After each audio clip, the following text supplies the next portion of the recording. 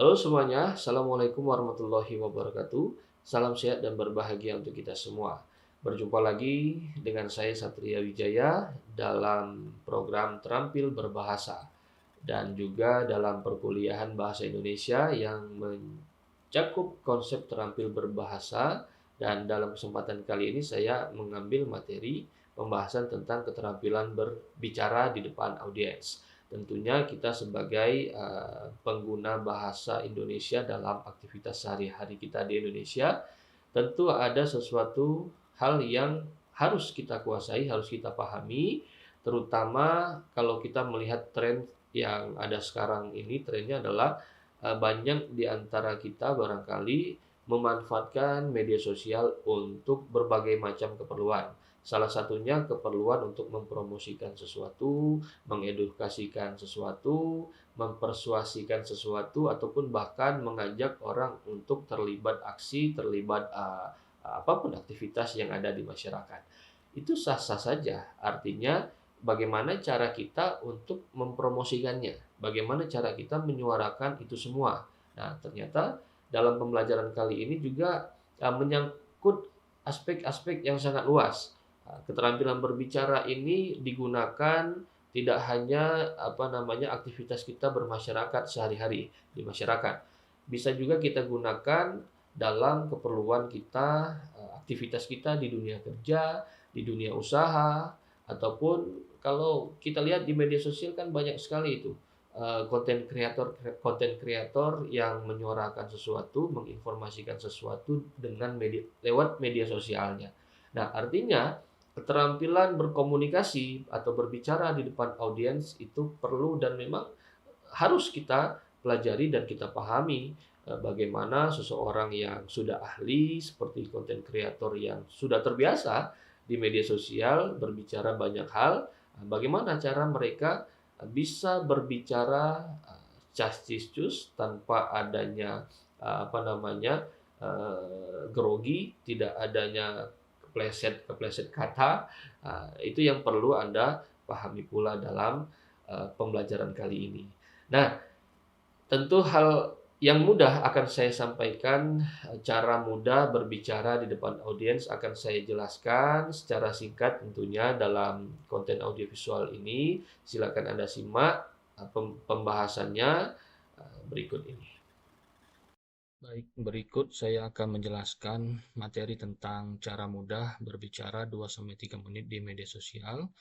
Ini struktur-struktur yang bisa Anda jadikan sebagai materi ataupun referensi sebelum Anda menghasilkan konten audiovisual ataupun karya-karya audiovisual, atau Anda berbicara di depan kamera kemudian Anda publikasikan ke media sosial, YouTube, seperti Facebook, YouTube, TikTok, dan lain sebagainya, Instagram, dan lain sebagainya.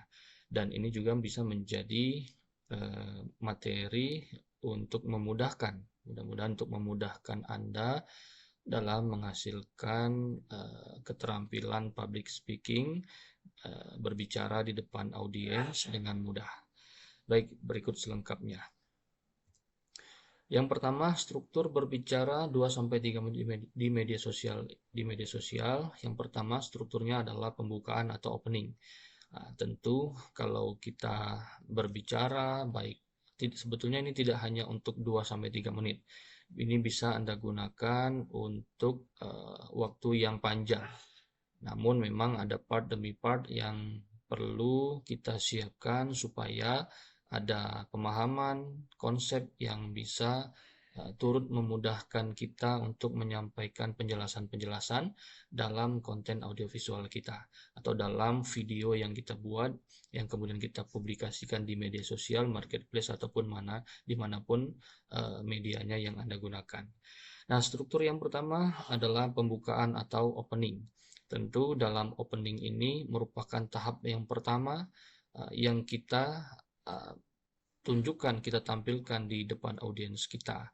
Nah, pada tahap pembukaan ini Anda bisa menyapa audiens dengan atau secara energik, dengan ramah. Selain itu ungkapkan atau tampilkan sesuatu yang menarik perhatian. Bisa dengan bertanya atau mengungkapkan isu atau fakta-fakta yang sedang hangat diperbincangkan di masyarakat tentang tema ataupun topik yang kita angkat di dalam pembicaraan kita di video yang kita buat seperti itu. Jadi bisa kita tampilkan sesuatu yang menarik perhatian, seperti halnya mungkin ada topik-topik tentang bencana alam, mungkin kita tampilkan visual-visual yang menarik tentang bencana alam yang sedang terjadi, atau tentang demonstran, ataupun tentang kalau di dunia kesehatan mungkin wabah yang sedang terjadi di suatu daerah, bisa kita tampilkan visualisasinya seperti itu supaya menarik perhatian para penyimak ataupun pendengar audiovisual kita. Bisa juga Anda berikan pertanyaan-pertanyaan yang mengarahkan atau mendorong pendengar kita, penyimak kita itu memikirkan topik yang akan kita jelaskan dalam pembicaraan kita di dalam video kita, seperti itu. Nah, contohnya seperti ini. Halo semuanya, tahukah Anda kalau saat ini mendapatkan pekerjaan tidaklah mudah? Nah, ini mengangkat topik tentang dunia pekerjaan yang semakin kesini, semakin hari itu sulit untuk didapatkan oleh banyak orang, beberapa orang di masyarakat. Selain banyak sekali lulusan muda, nah ini banyak sekali lulusan muda ini artinya kita mengangkat sebuah isu yang menarik, ya menarik untuk dibahas, menarik untuk dibicarakan.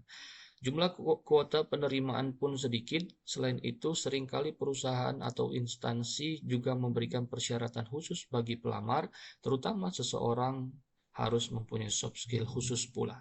Nah, ini kalimat-kalimat ini yang kita untaikan, kita utarakan kepada pendengar kita. Tentu mereka akan, atau kita juga sering mendengar pembukaan atau opening content creator atau pembicara, public speaker di media sosial itu mengangkat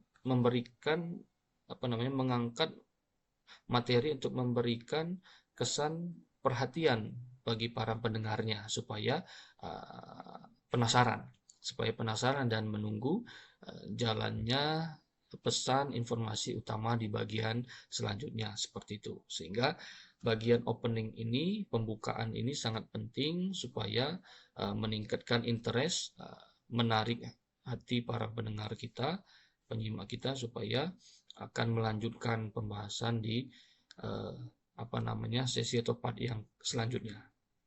Apa itu part yang selanjutnya atau struktur yang kedua adalah isi utama atau main content. Nah, main content inilah yang menjadi part yang utama untuk memberikan penjelasan, pesan, informasi kepada pendengar kita atau penyimak kita. Di bagian ini kita harus menyiapkan materi serinci-rincinya atau sejelas-jelasnya, namun tidak terlalu luas juga, sehingga kita harus fokus menyampaikan atau poin secara langsung poin-poin utamanya saja yang kita jelaskan. Poin-poin utama yang ada di pembukaan opening tadi kita jelaskan di bagian isi utama atau main content ini. Nah, ini menjadi tahapan yang kedua, yaitu isi utama atau poin-poin yang akan kita sampaikan kepada audiens atau pendengar. Jelaskan poin-poin tersebut secara jelas, gunakan referensi untuk memperkuat penjelasan, yakni kutipan para ahli boleh yang sesuai bidang yang kita sesuai dengan bidangnya atau bidang yang kita angkat seperti itu, topik tema yang kita angkat. Kemudian berikan bukti dan berita fakta yang ada di lapangan ataupun opini logis yang mendukung penjelasan agar semakin kuat. Ini maksudnya adalah ketika kita menjelaskan sesuatu, kita butuh adanya referensi-referensi, bukti-bukti, fakta-fakta, boleh menggunakan opini yang logis supaya mendukung dan memperkuat penjelasan kita. Nah, ini ada di bagian isi utama atau main content. Nah, isi utama ini secara singkat bisa saya sampaikan poin-poinnya, yaitu penjelasan secara rinci, adanya referensi berupa data, fakta, dan opini logis sebagai pendukung penyampaian pesan dan informasi. Ya, isinya ya boleh edukasi, persuasi, argumentasi, narasi, dan lain sebagainya. Bebas, bentuk dan pola penyampaiannya bebas. Nah, itu isi di dalam main content atau isi di struktur isi utama atau main content. Kemudian yang ketiga, penutup. Nah, tentu penutup ini sebagai closing, isinya jangan sampai ada penjelasan ulang yang lebih luas lagi atau yang lebih apalagi kalau menambah-nambah topik yang di luar topik utama kita. Jangan. Dan topik utama pun tidak dijelaskan lagi di bagian penutup closing ini, sehingga bagian penutup closing ini hanya berisikan simpulan atau konklusi, atau kita juga boleh memberikan apa istilahnya itu call to action atau ajakan yang mendorong orang lain itu untuk melakukan sesuatu. Boleh untuk memberikan donasi barangkali secara persuasi, ataupun pengaruh-pengaruh untuk melakukan follow akun media sosial kita, ataupun mengajak seseorang pendengar kita, penyimak kita itu untuk melakukan tutorial-tutorial yang kita jelaskan, ataupun arahan-arahan sesuai dengan penjelasan kita di main content tadi atau isi utama di bagian yang kedua tadi. Nah, di sini penjelasannya, tahapan ini menjadi penutup dari keseluruhan pembahasan yang disampaikan. Ungkapkan sesuatu sebagai konklusi atau simpulan secara tegas, akhiri juga dengan pesan atau kata-kata penyejuk hati atau kata motivasi sebagai penutup di bagian akhirnya. Sehingga di bagian closing ini tidak biasa-biasa saja. Ada kata-kata ataupun kalimat-kalimat yang bisa menggugah perasaan pendengar kita ataupun memikat hati para pendengar dan penyimak kita untuk terkesan dengan materi yang kita jelaskan. Inilah beberapa hal yang berkaitan dengan struktur berbicara di depan umum atau public speaking dengan menggunakan struktur pembukaan, opening, kemudian bagian yang kedua isi, main content, yang ketiga penutup dan closing. Nah, untuk memudahkan saya berikan juga contoh, bisa menjadi contoh yang bisa Anda gunakan untuk menghasilkan konten audiovisual. Nah, struktur yang pertama sesuai yang tadi kita jelaskan, ada opening. Opening atau pembukaan ini isinya menyapa audiens. Kita sapa dulu audiens dengan contohnya, halo, salam sukses semuanya, atau assalamualaikum, atau selamat pagi, dan bentuk salam yang lainnya bebas. Ini kemudian ujarkan pertanyaan yang tadi saya sampaikan. Boleh kita berikan pertanyaan supaya memberikan kesan menunggu atau penasaran bagi para penyimak dan pendengar kita.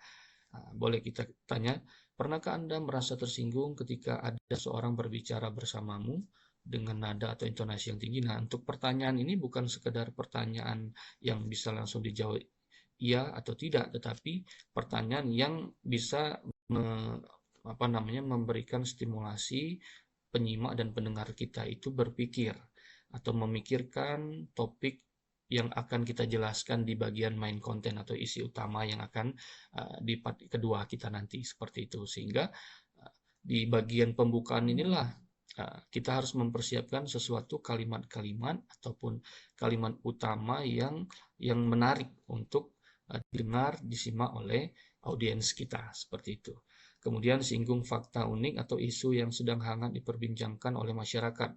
Boleh dengan menampilkan audio ataupun visual menarik supaya pendengar kita, audiens kita itu, kalau biasanya kan audio visual yang lewat di scroll orang itu kan bisa jadi ada yang menarik, ada yang tidak. Kalau yang menarik akan lama disimak oleh audiens, kalau yang tidak menarik otomatis akan digeser, dicari dengan konten yang lainnya, seperti itu.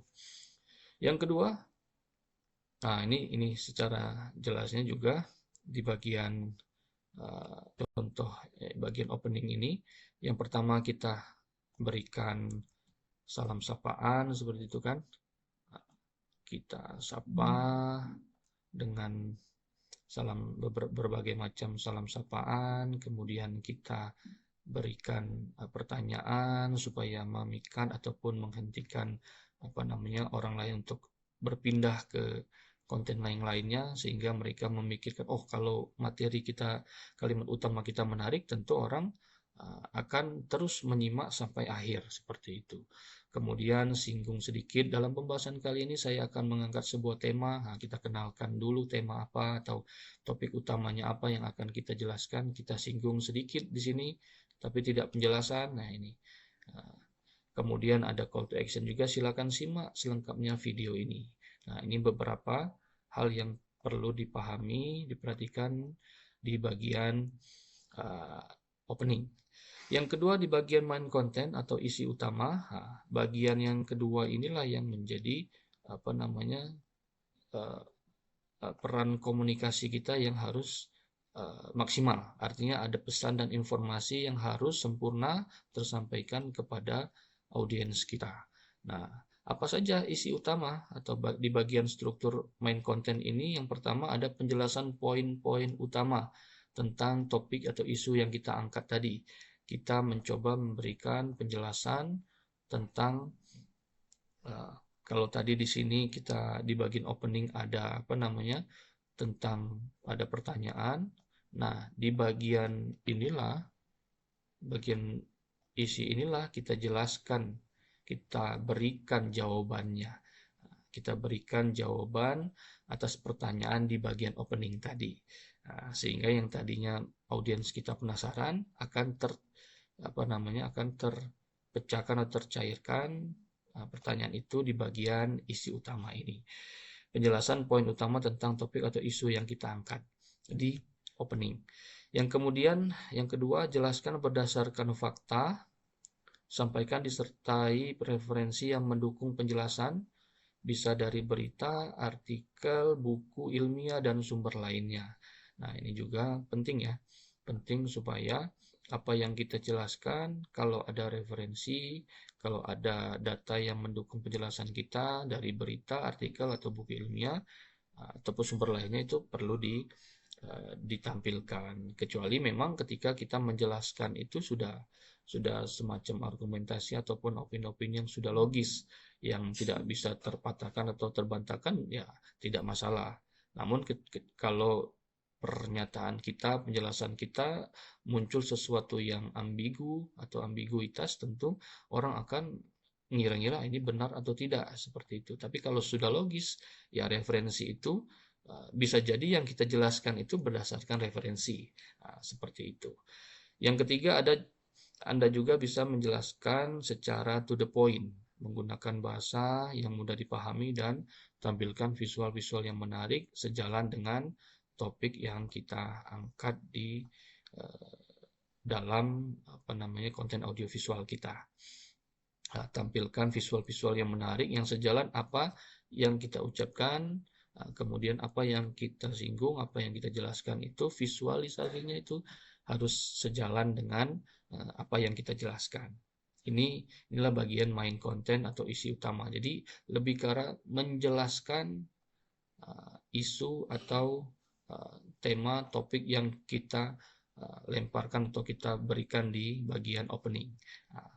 Jadi pertanyaan ini jawabannya ada di bagian main content atau isi utama, seperti itu.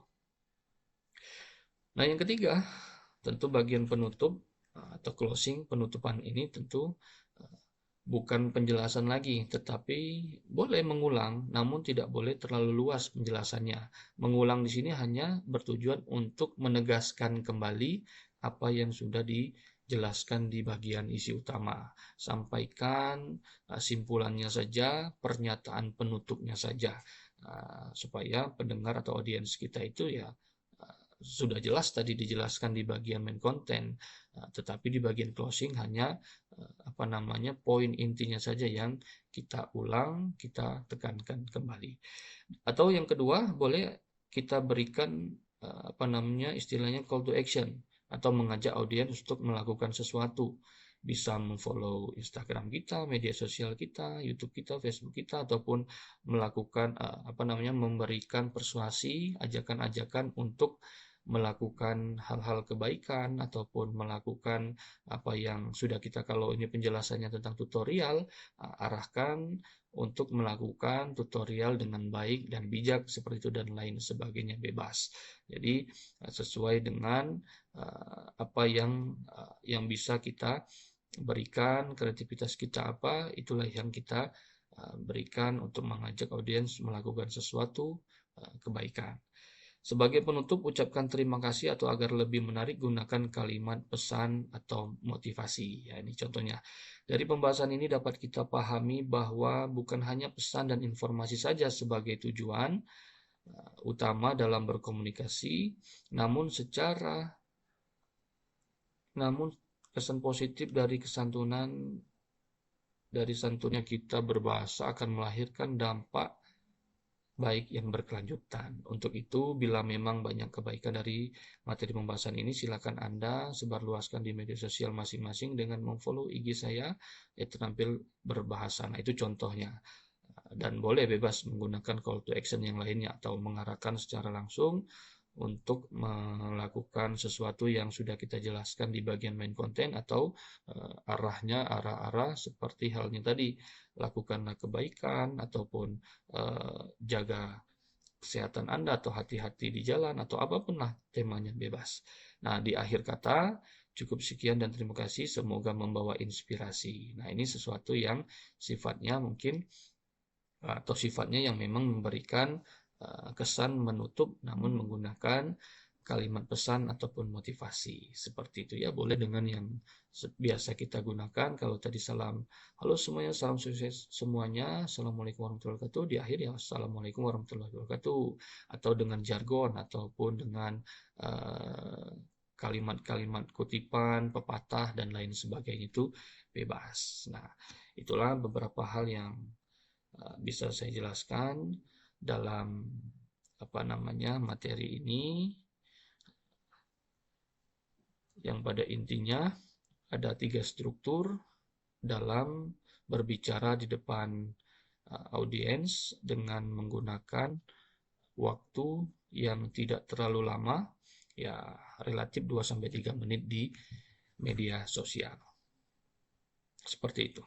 Oke semuanya, bagaimana? Apakah Anda sudah memahami informasi dan penjelasan saya terkait cara mudah berbicara di depan audiens? Tentunya saya harapkan Anda sudah menangkap itu semua. Kalau memang belum, tentu harus mengulang kembali untuk mempelajari materi penjelasan saya yang ada di konten audiovisual ini. Itu saja, salam sehat dan semangat dari saya untuk Anda semua, dimanapun Anda berada. Semoga kedepannya Anda bisa menjadi seseorang atau sumber daya manusia yang betul-betul unggul dan bisa bermanfaat bagi lingkungan sekitar kita. Itu saja, terima kasih, salam sehat dan berbahagia untuk kita semua. Salam kreativa, salam terampil berbahasa. Assalamualaikum warahmatullahi wabarakatuh.